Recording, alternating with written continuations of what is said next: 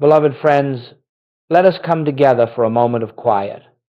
Before we speak of prayer, before we inquire into its nature, let us simply rest in the awareness that something sacred is already here.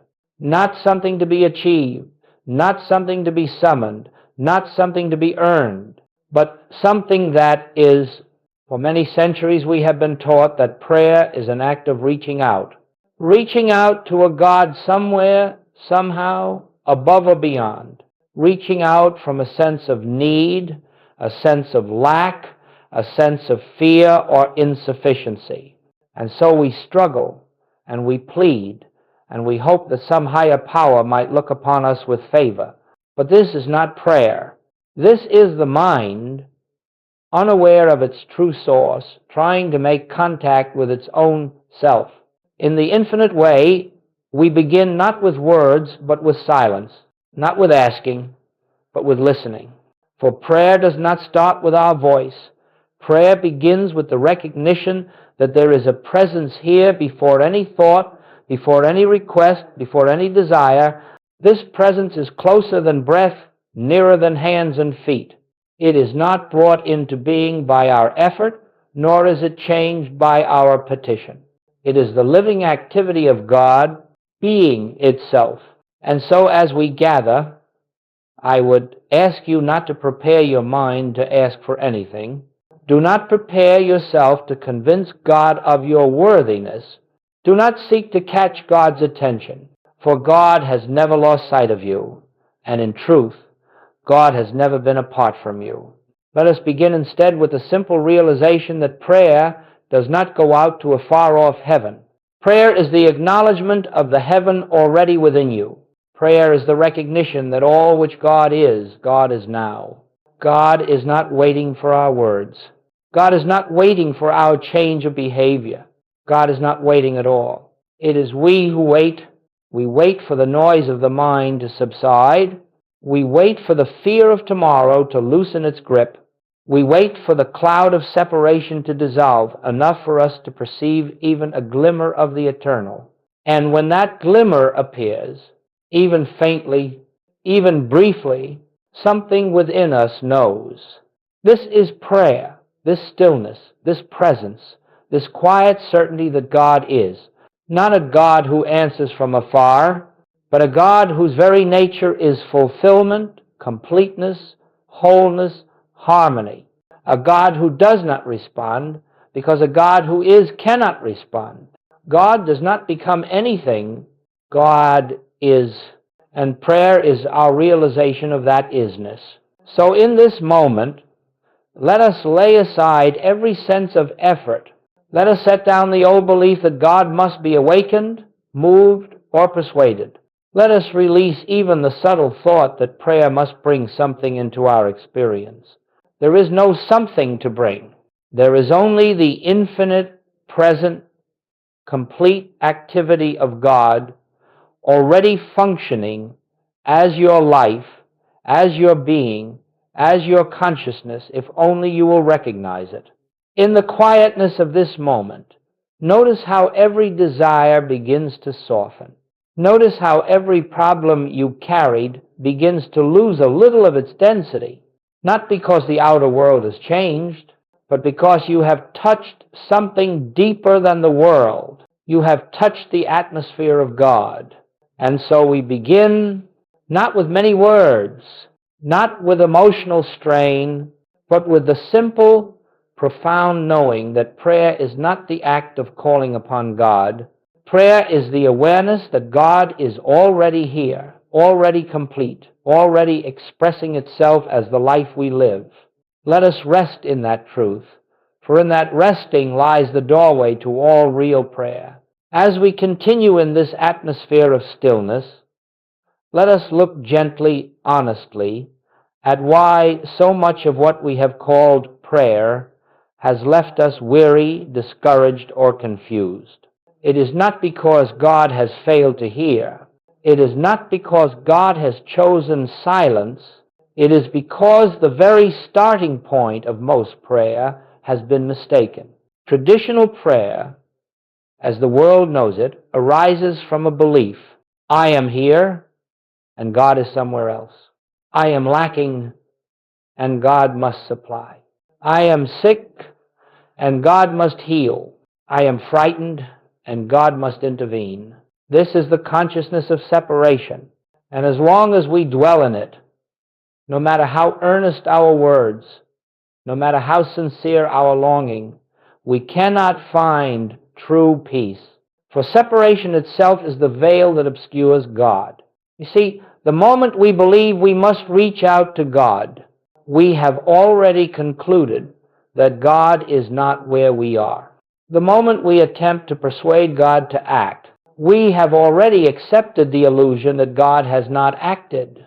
The moment we ask God to bestow something, we have unknowingly declared that God has withheld something. And so our prayers, though heartfelt, are built upon an unreality. There is no separation.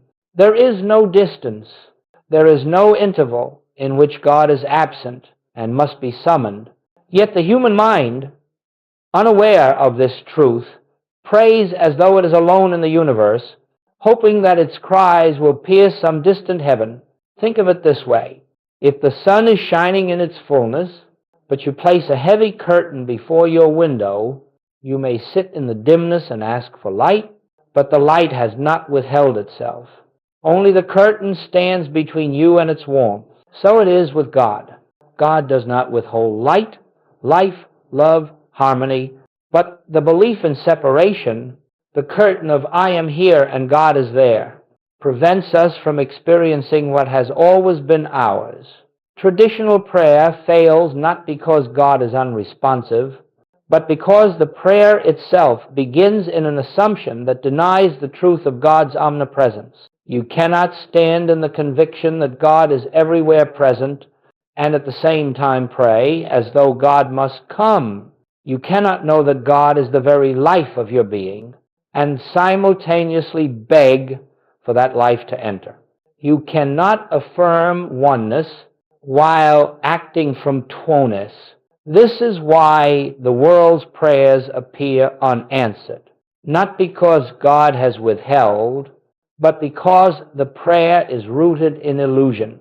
And so the infinite way invites a shift, a quiet, profound shift, from separation to oneness, from pleading to recognizing, from reaching outward to becoming inwardly aware. When you pray from separation, the prayer cannot rise. When you pray from union, the prayer is already fulfilled.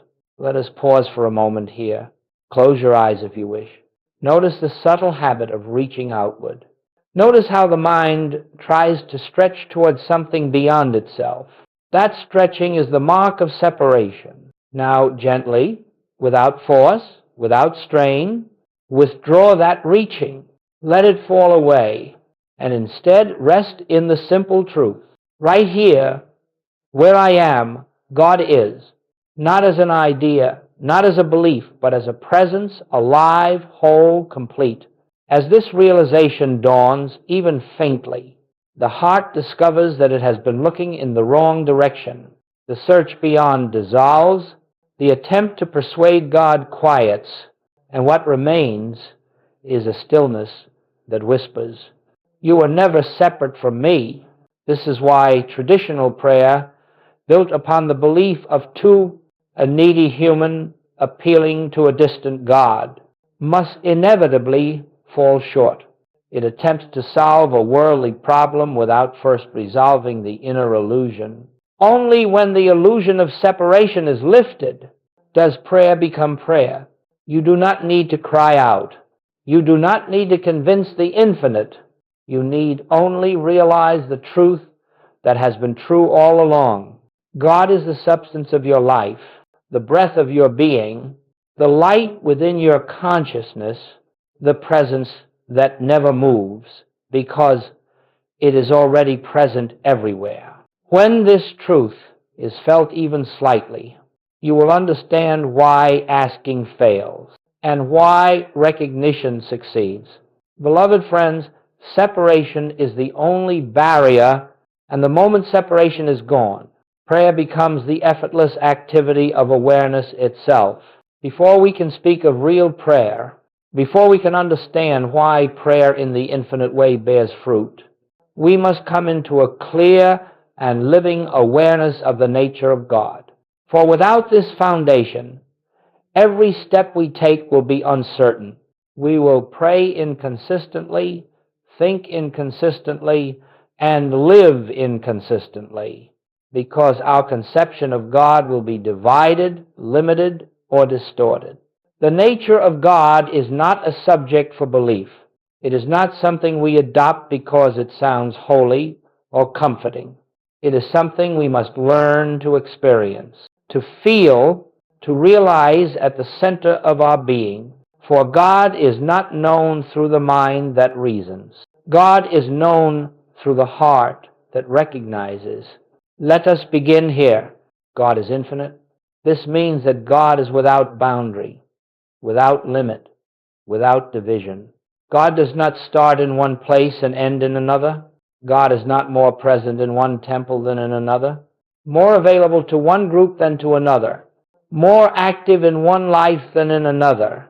Infinity knows no degrees. If God is infinite, then God is fully present, fully available, fully expressing, right where you are. This is the first truth we must allow to sink deeply into us. God is not approaching. God is not coming. God simply is. Next, God is omnipresence. If God is omnipresent, present everywhere, then there is no spot where God is absent. Not in your home, not in your workplace, not in your distress, not in your darkest hour, even in the very place where the mind reports fear, disease, or lack. God is there, fully, completely, indivisibly present. To believe otherwise is not to insult God. It is simply to misunderstand God. Now, consider omnipotence. If God is all power, then there is no power apart from God. No power in disease, no power in lack, no power in discord, no power in fear.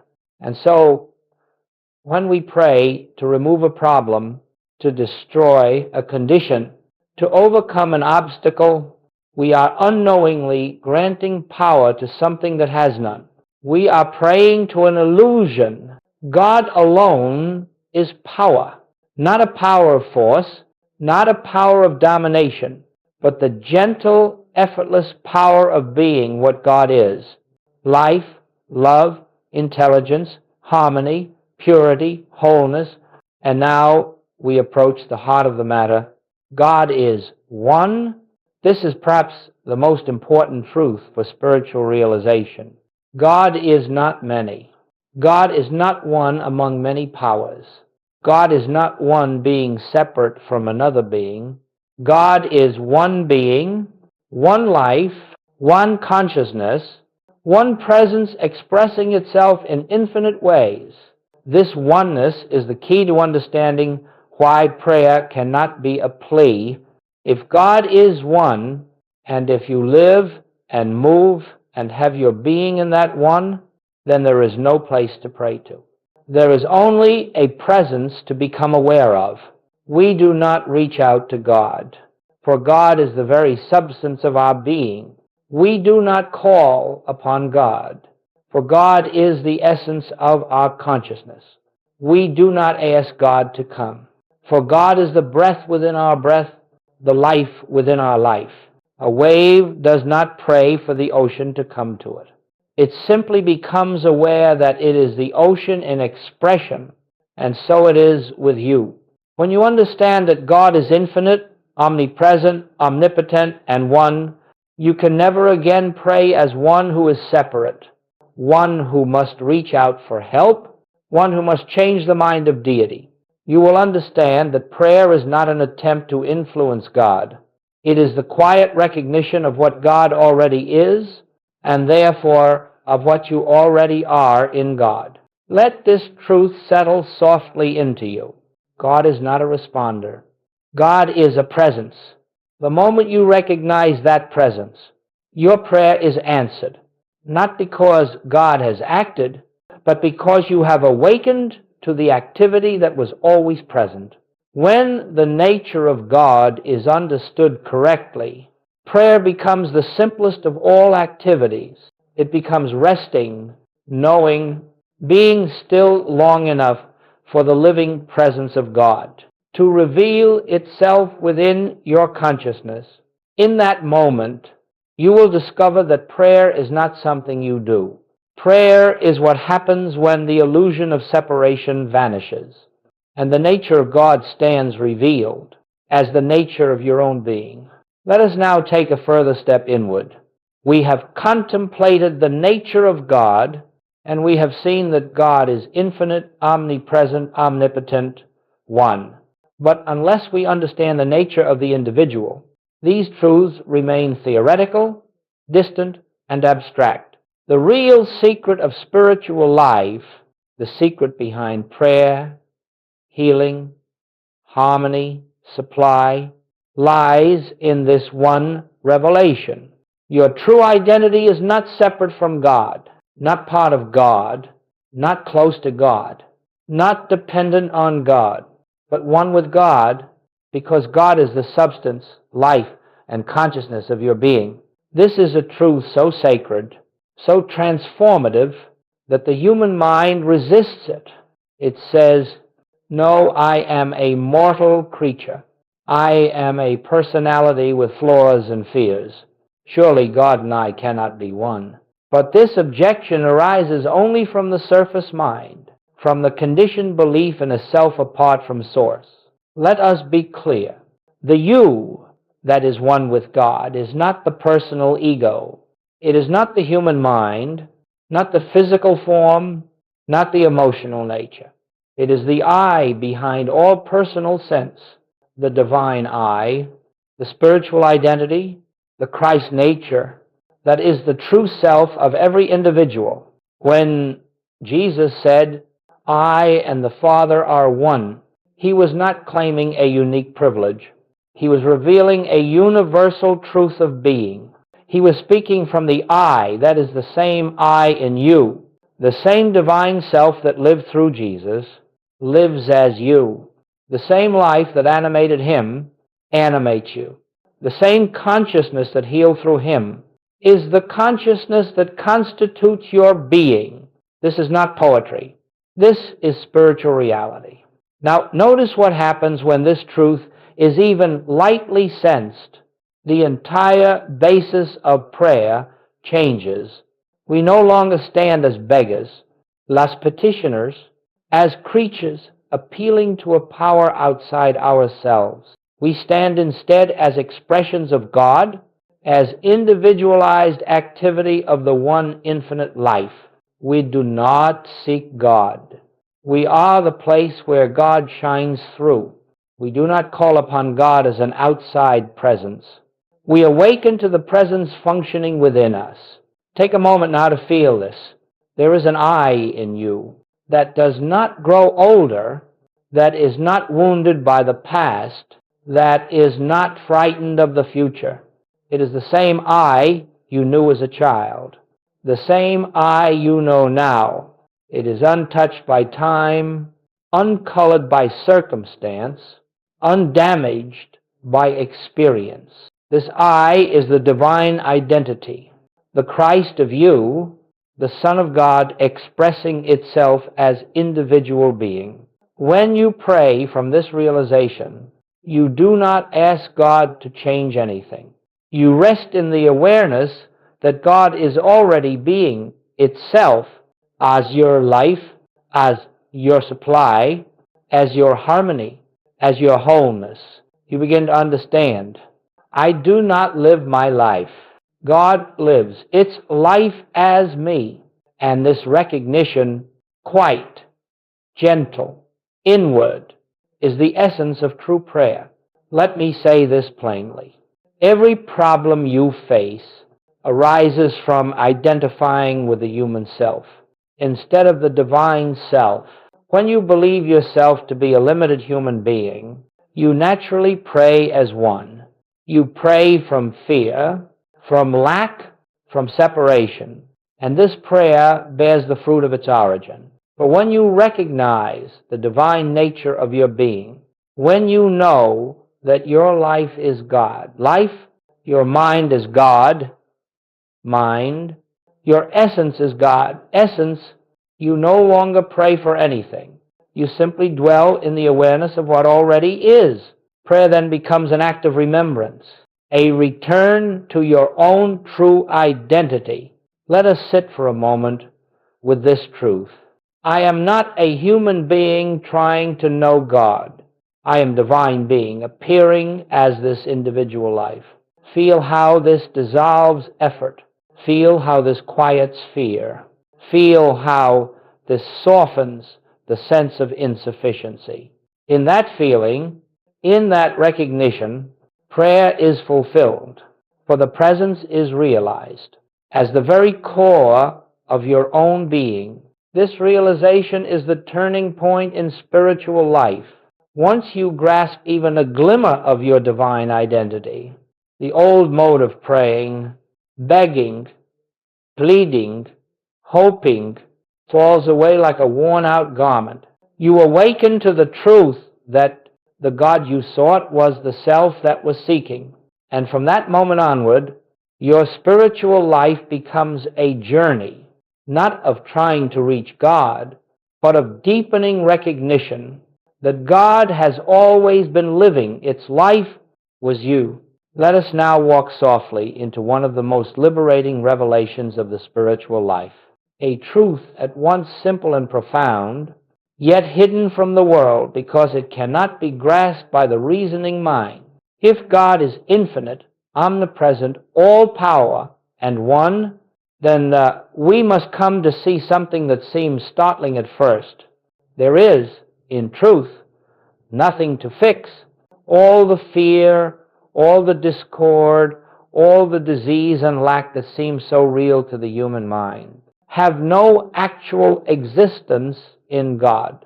And because God is the only reality, they have no existence in spiritual being. This does not mean we ignore appearances. It does not mean we pretend there is no pain or struggle. It means we recognize that the appearance, the thing the senses report, has no place in the divine reality and therefore cannot be healed, corrected, improved, or adjusted. You cannot fix what does not exist in truth. You can only awaken from the illusion of it. This is what the Infinite Way calls the nature of error. Error is not a power to overcome, nor a condition to remove, nor a force to battle. Error is simply the absence of spiritual awareness, a mist of human belief, dissolved not by effort, but by realization. Think of darkness. You do not open the window to fight the darkness. You open the window to reveal the light that was always present. And in the presence of light, darkness has no power, no substance, no continuity. It simply is not. So it is with the errors of sense. What the human mind calls disease is not a spiritual presence. It is a misconception of life. What the human mind calls lack is not a real condition. It is a misapprehension of the infinite supply that flows from God as your being. What the human mind calls sin, discord, brokenness, injustice, is not a reality in God. It is an appearance in the dream of separation. Let us dwell on this gently. If error had reality, God could not dissolve it. If it had substance, prayer could not remove it. If it had power, God would be challenged, but God is infinite, and infinity leaves no room for a second power. Thus, error is nothing but the shadow cast by the belief in separation, a belief with no spiritual law to sustain it. Now consider what this means for prayer. If you pray to fix a condition, you are declaring that the condition has reality. If you pray to remove an illness, you are granting its substance. If you pray to correct lack, You are acknowledging a power apart from God. And so the prayer cannot rise, for it begins in the assumption that something real must be changed. But when you understand the nature of error, you will no longer pray for God to correct anything. You will pray to realize that nothing in God requires correction. Let us not misunderstand this. We are not dealing in denial. We are dealing in spiritual vision. Denial rejects. Realization reveals. When a discordant appearance arises in the body, in finances, in relationships, in the world, we do not close our eyes to it. We do not pretend it is not there, but neither do we accept it as real. We behold it as a mental concept, an appearance without substance, and we turn inward to the presence. We rest, we listen, we become still, and in that stillness, the truth dawns. There is no power apart from God. There is no presence apart from God. There is no reality apart from God. What I see with the senses is not the truth of being. And as this inner recognition becomes established, the appearance begins to dissolve, not because we fought it, but because we saw through it. Do not attempt to fix a dream. Awaken from it. Do not attempt to heal unreality. Recognize reality. This is the essence of spiritual healing. Not the changing of conditions, but the changing of perception. Not the correction of appearances, but the revelation of truth. In every moment, every situation, every discord, the infinite way asks us to remember there is nothing to fix in God, and God is the only reality. Let us pause here. Notice the relief that comes when you release the burden of fixing, striving, overcoming. Error is not a stubborn presence that must be conquered. Error is a misunderstanding that vanishes in the light of awareness. As we continue deeper, you will see why this understanding transforms prayer entirely. Prayer becomes not the attempt to change the outer, but the gentle inner recognition that God is the only presence and the only power, and when this is realized, the appearance must change of its own accord, for it never had a foundation except in belief. Now that we have seen the nature of God and the nature of individual being and the nature of error, we come at last to the heart of our journey together, the true nature of prayer. Prayer, as the world understands it, is the act of asking God for something, for healing, for supply, for guidance, for safety, for help. But this kind of prayer, though sincere, rests upon a fundamental misconception, the belief that God has something we do not have, that God withholds until asked, that God reacts to human need, that God responds to our petitions. Yet if God is infinite, omnipresent, and indivisible, what could God possibly withhold? If God is the very life of your being, what could God possibly give you that you do not already possess in essence? Let me state the infinite way teaching as simply as possible. Prayer is not petition. Prayer is recognition. We do not pray to change God's mind. We do not pray to bend God's will. We do not pray to convince God to intervene. We do not pray to bring God into our experience. God is already fully present. Prayer, then, is the quiet realization of that presence. Real prayer begins the moment we stop asking and start knowing, the moment we stop striving and start resting, the moment we stop speaking and start listening. Listen now, not with the ears, but with the inner receptivity, and you may sense what prayer truly is. Prayer is the atmosphere of God made tangible in consciousness. It is the awareness, however delicate, that a presence is here, a presence that is not separate from your own being. When you turn inward in this way, when you release all demands, when you cease all mental effort, a subtle shift occurs. You feel yourself carried, supported, loved, and known by a presence that is not external, but intimately your very self. This is the beginning of true prayer. Let us explore it further. When you pray for supply, you reinforce the belief in lack. But when you recognize God as infinite substance, not substance to acquire, but substance already expressing itself, you discover supply flowing effortlessly into your experience.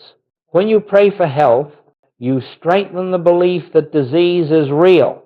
But when you recognize the life of God as the life of your being, you behold the body responding to that realization.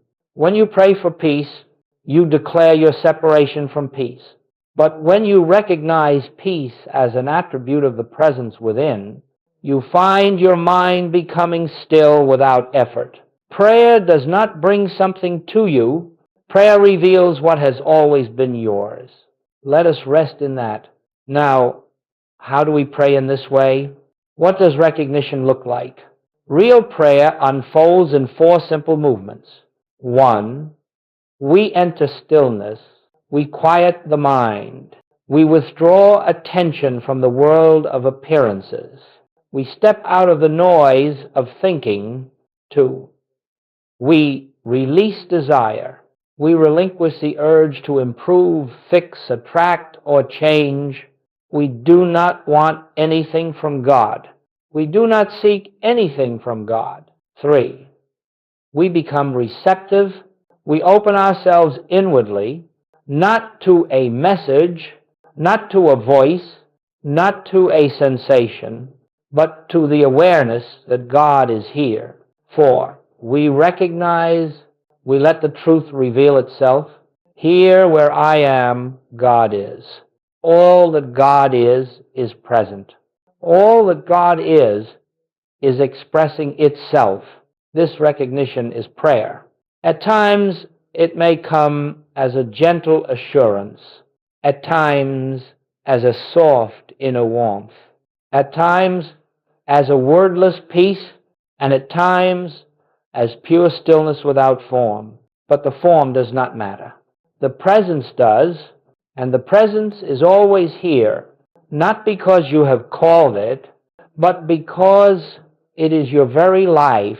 When you live in this atmosphere, even briefly, you will understand why asking fails and why recognition succeeds.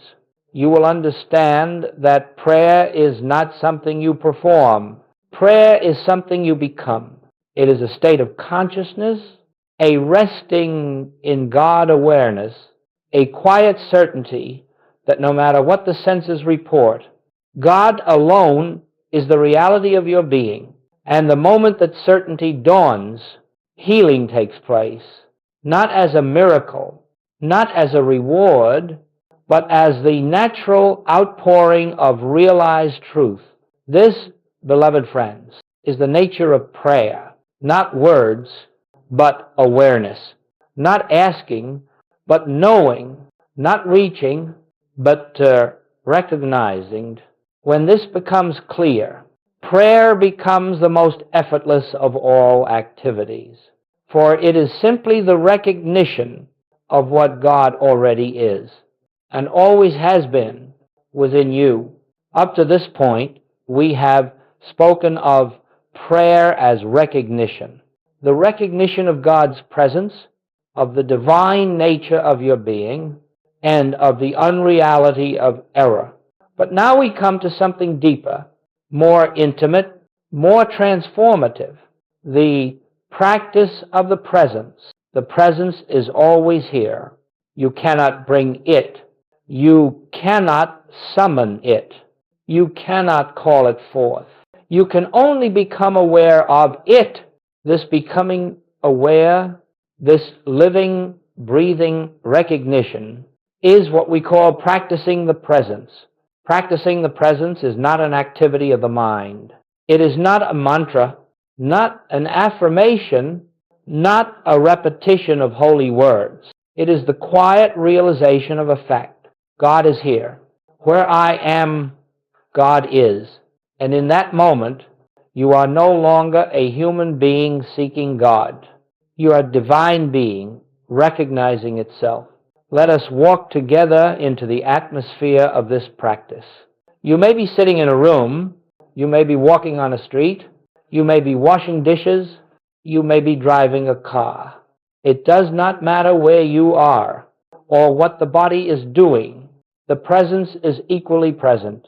Now, gently, without strain, turn inward, not toward the mind, not toward the body, but toward the subtle sense that there is something here greater than thought, greater than emotion, greater than form. Feel into that.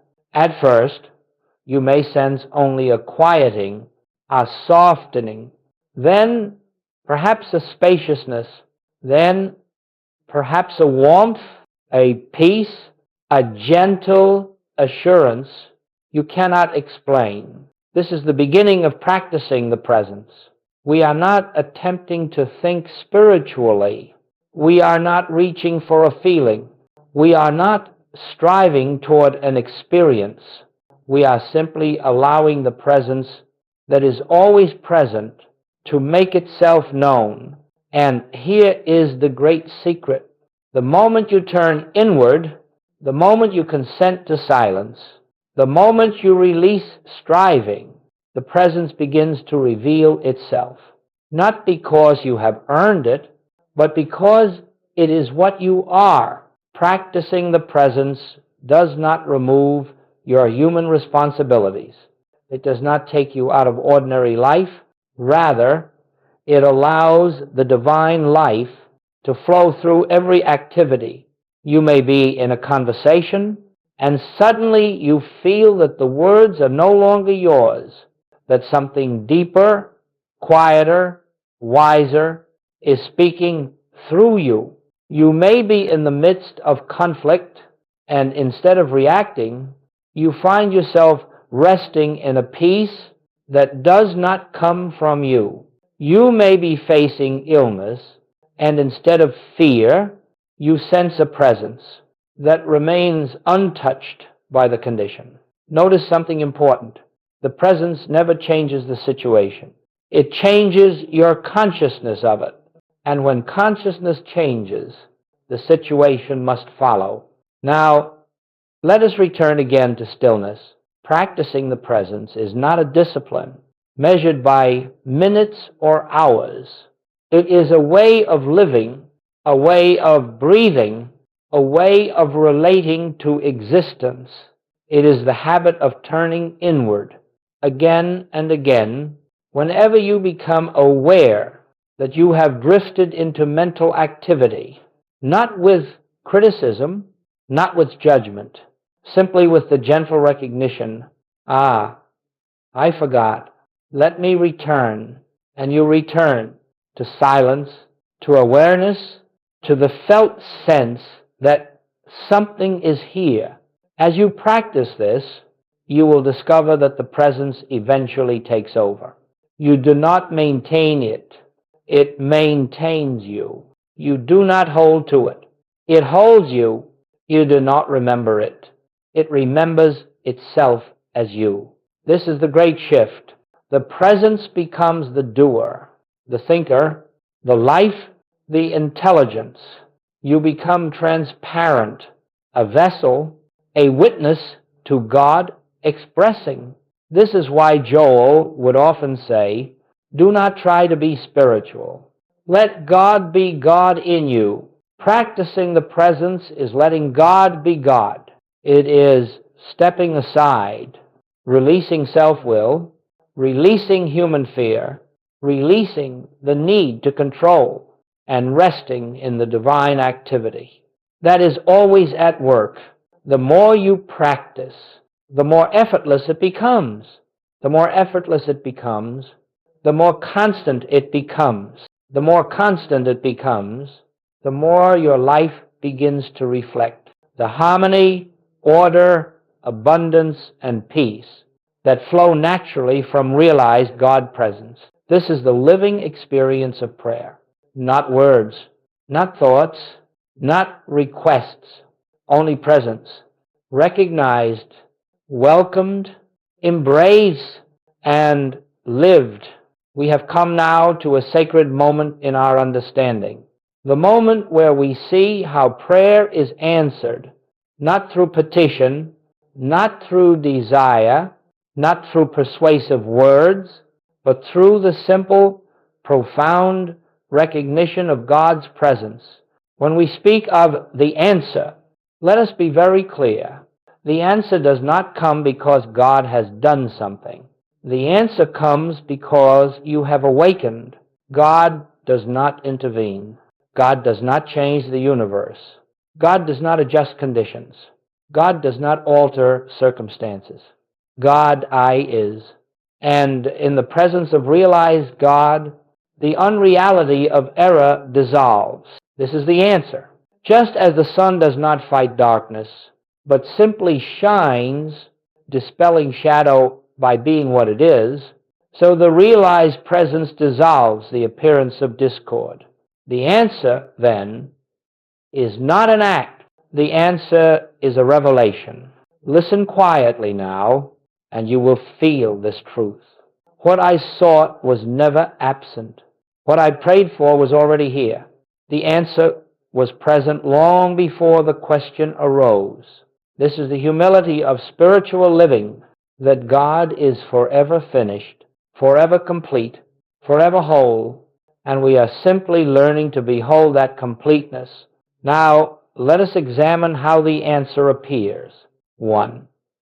The answer appears as inner peace before outer change. Before any condition shifts, before any circumstance moves, before anything visible happens, there is always a moment of deep inner peace.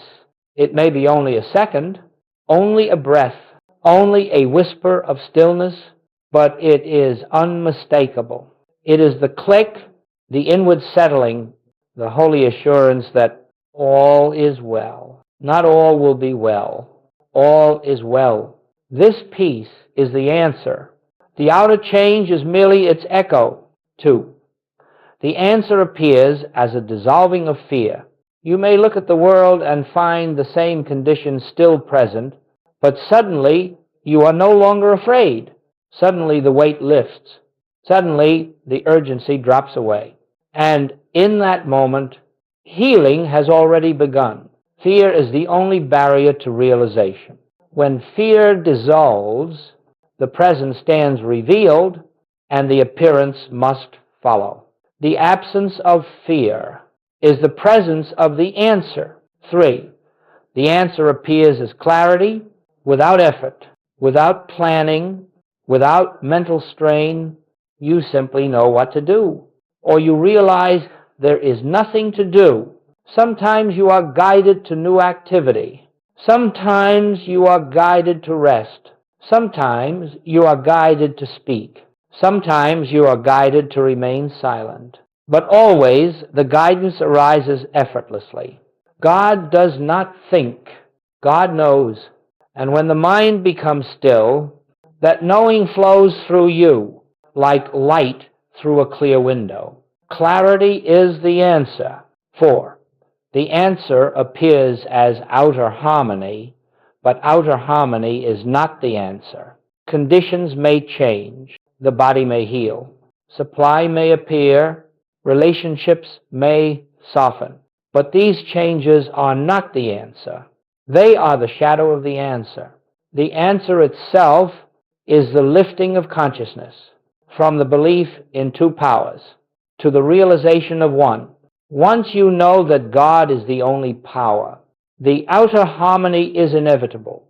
The answer is consciousness. The manifestation is its natural unfoldment. 5.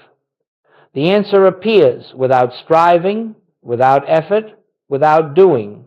This is the hallmark of spiritual demonstration. It comes without human effort. You cannot will it. You cannot force it. You cannot hasten it. You cannot delay it. All you can do is rest in the realization that the presence is functioning, the presence is living, the presence is unfolding its own perfection. And in that rest, the answer reveals itself. This is why Joel Goldsmith always taught, stand still.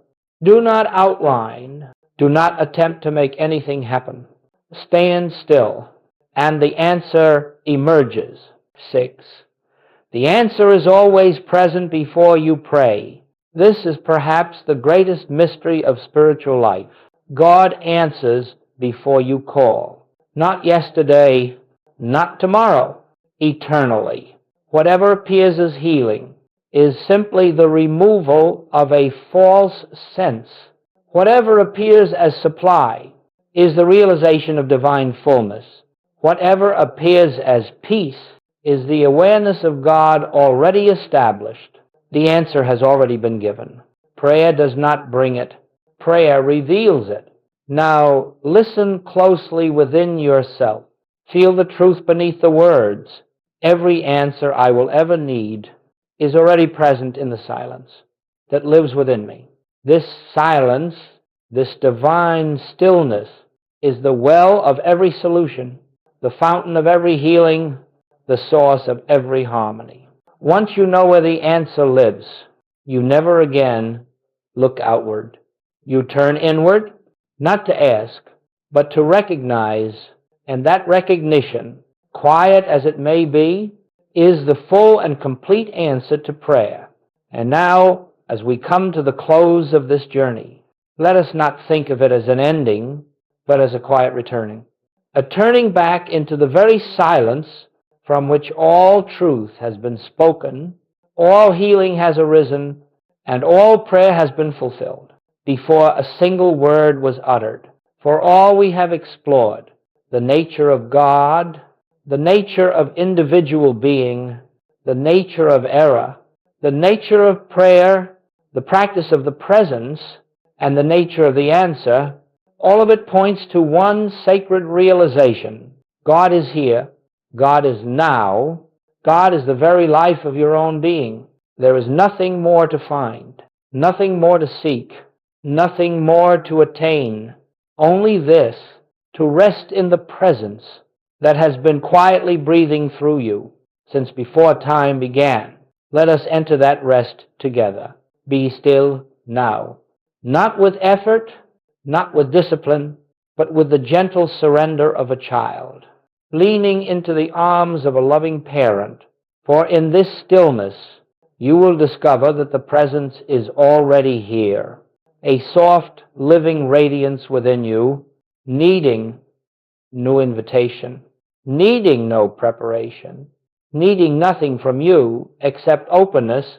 It has always been here. Your journey, your study, your practice, your questions, your seeking, all of it has been leading you not towards something new, but back to what has always been true. The presence is the prayer. The presence is the answer. The presence is the peace. The presence is the life. The presence is the wholeness. The presence is the abundance. The presence is the love. And you, your true self, are that presence in individualized expression. As we rest now, allow the sense of separation to fall away. Allow the effort to dissolve. Allow the mind to soften. Allow the heart to open and listen, not for words, not for messages, not for signs, but for the silence itself. For the silence is God. And in that silence, every prayer you will ever pray is already fulfilled. Every need is already met. Every question is already answered. Every healing is already complete. Every longing is already satisfied. Every fear is already dissolved. There is nothing more to add, nothing more to seek, nothing more to say. Only this: Father, thou art ever with me, and all that thou art is embodied in my very being. Let this truth accompany you into every moment that follows, not as a thought, not as a belief, but as a living presence within you, guiding you, upholding you, unfolding through you. And as you go forth, remember, prayer does not begin with words. It begins with silence. Prayer does not end with results. It ends with realization. And the greatest realization of all is this: God is the only life you have, the only mind you have, the only being you are. Rest in that, live in that, walk in that, and let the presence shine through you as blessing, as peace, was light wherever you go. This is the fulfillment of prayer. This is the infinite way